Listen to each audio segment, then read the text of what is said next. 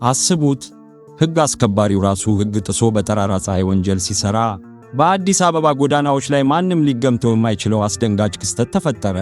አንዲት በሞተር ሳይክል የምትጓዝ ወጣት ሴት በአንድ እብሪተኛ የትራፊክ ፖሊስ ኢንስፔክተር መሃል መንገድ ላይ ትገላመጣለች፣ ትሰደባለች፣ አልፎ ተርፎም ፊት ለፊት በጥፊ ትመታለች። ይህ ፖሊስ ግን አንድ የዘነጋውና ሕይወቱን ምስቅልቅል የሚያወጣው ትልቅ ስህተት ነበር። ያቺ በፊቱ የተንገላታችውና የተደበደበችው ሴት ተራ ሰው ሳትሆን መላውን የከተማውን ፖሊስ መምሪያ የምታሽከረክር፣ ስልጣኗ ከእሱ አለቃም በላይ የሆነች የፖሊስ አዛዥ ነበረች። ማንነቷ ሲገለጥ የተፈጠረውን ቀውምና የከተማውን ባለስልጣናት ሳይቀር ያርበደበደውን ይህን ታሪክ ካልሰማችሁ ስለ አዲስ አበባ ወንጀልና ፍትህ ገና አልሰማችሁም። ተዘጋጁ። ታሪካችን የሚጀምረው በዚህችው በተጨናነቀችው መዲናችን አዲስ አበባ ነው። በዚህ ግርግር መሃል የፖሊስ አዛዥ ሜሮን አለሙ የመንግሥት መኪናዋንና ዩኒፎርሟን ትታ በጥቁር ጃኬትና በሞተር ሳይክል ተሸፍና ወደ አንድ ተልዕኮ እየተጓዘች ነው። የፖሊስ አዛዥ ሜሮን በጠንካራ ሰራተኝነቷና ለሙስና ባለመመቸቷ በፌዴራል ፖሊስ ዘንድ ብረቷ ሴት እየተባለች ትጠራለች። ከቅርብ ጊዜ ወዲህ በከተማው አንዳንድ አካባቢዎች የትራፊክ ፖሊሶችና የኬላ ጠባቂዎች ከህዝቡ ጉቦ እንደሚቀበሉና እንግልት እንደሚፈጥሩ ጥቆማ ደርሷት ነበር።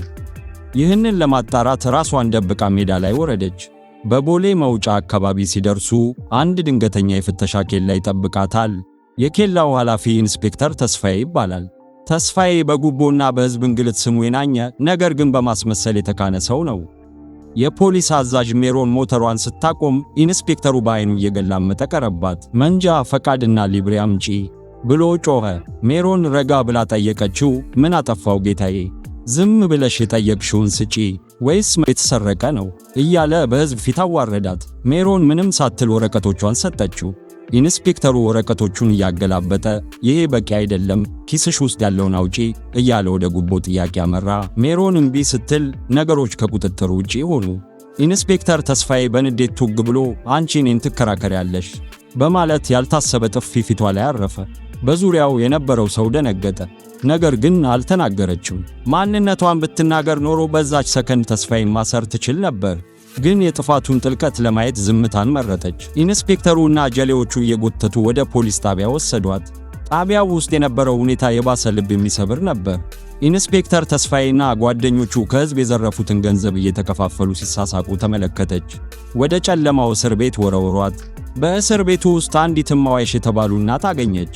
እማዋይሽ እንባ እየተናነቃቸው ታሪካቸውን ነገሯት።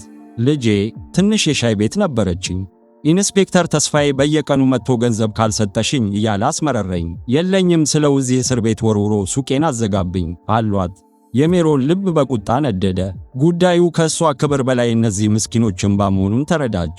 በሌላ በኩል በፌዴራል ፖሊስ ዋና መስሪያ ቤት ቀውስ ተፈጥሯል።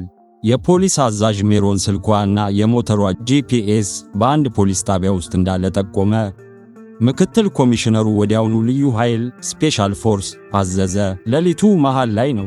ኢንስፔክተር ተስፋዬ እስረኞቹን እያንገላታ ባለበት ሰዓት የጣቢያው ዋና በር ተሰበረ። ልዩ ኮማንዶዎች እንደ ንብ ወደ ጣቢያው ገቡ። ሁሉም በድንጋጤ እጁን ወደ ላይ ሰቀለ። ምክትል ኮሚሽነሩ ወደፊት ቀርቦ ጮኸ። የፖሊስ አዛዥ ሜሮን የት አለች? ኢንስፔክተር ተስፋዬ ጆሮውን ማመን አቃተው። ማን? እዚህ ማንም አዛዥ የለም እያለ ሲንተባተብ ከጨለማው ክፍል ውስጥ ሜሮን ወጣች። ፊቷ አብጧል፣ ግን ግርማ ሞገሷ ያስፈራ ነበር። እኔ ነኝ አለች የፖሊስ አዛዥ ሜሮን። ድምፅዋ እንደ ነጎድጓድ አስተጋባ።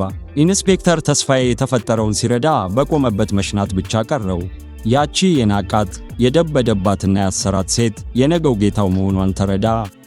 ነገር ግን ታሪኩ እዚህ ጋር አያበቃም። ሜሮን ያገኘችው መረጃ እንደሚያሳየው ኢንስፔክተር ተስፋዬ ብቻውን አልነበረም። የከተማው ትልቅ ባለሀብትና የመሬት ዘራፊ የሆነው አቶ ከበደ ከዚህ ሙስና በስተጀርባ ዋናው ሞተር ነበር። የፖሊስ አዛዥ ሜሮን በእስር ቤት የሰበሰበችውን ማስረጃ ይዛ ዘመቻዋን ቀጠለች። በጥቂት ቀናት ውስጥ የኢንስፔክተር ተስፋዬ የባንክ ሂሳብ ሲመረመር በሚሊዮኖች የሚቆጠር ከህዝብ የተዘረፈ ገንዘብ ተገኘ። አቶ ከበደም ሊያመልጥ ሲል በአየር መንገዱ ተያዘ። በመጨረሻም ፍትህ ነገሰ።